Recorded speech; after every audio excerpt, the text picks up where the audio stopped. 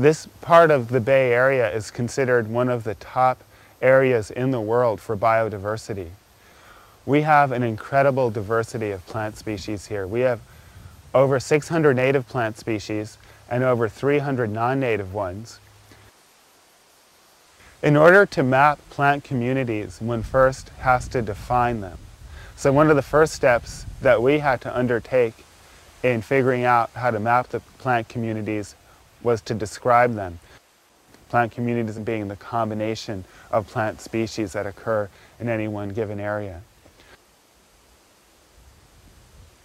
When you have two plant communities that are growing next to each other, they sort of flow into each other. There isn't a sharp line usually where you can say the end of one and the start of the next one. What you'll usually see is, for example, something like if you were to look at a coyote brush shrubland, you would see an area with really dense coyote brush that would be maybe hard to walk through, and then it would get sparser and sparser, and then you would see more grasses, and then gradually you would have a grassland.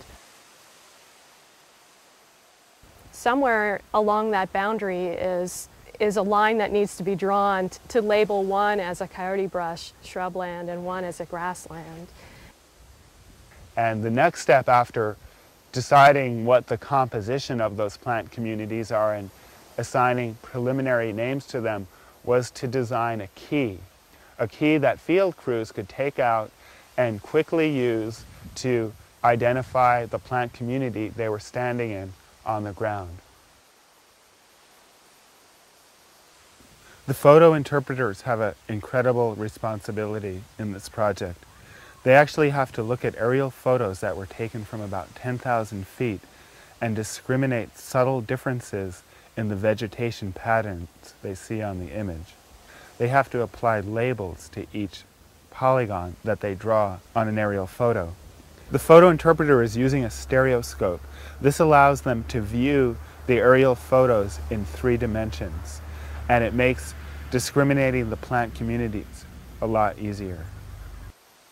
It's often the arrangement of plant communities on the landscape that drive how wildlife interact with the landscape and how disturbance processes such as fire interact with the landscape.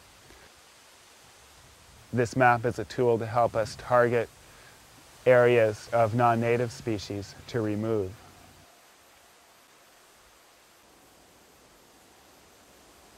Another important application of the vegetation map is to simulate the potential effects of fire on the landscape.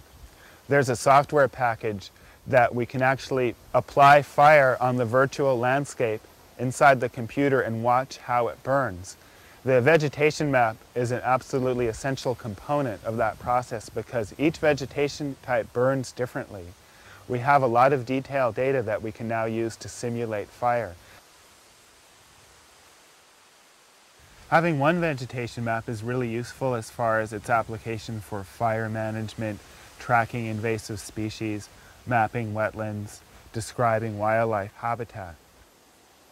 15 years from now, when we have another vegetation map, we'll be able to study the effects of global climate change on our plant communities. We'll be able to look and see if new invasive species from other parts of the world have taken over areas that used to be occupied by native species. And we'll be able to study the effects of how our management, specifically in regards to fire, has changed the juxtaposition of plant communities on the landscape.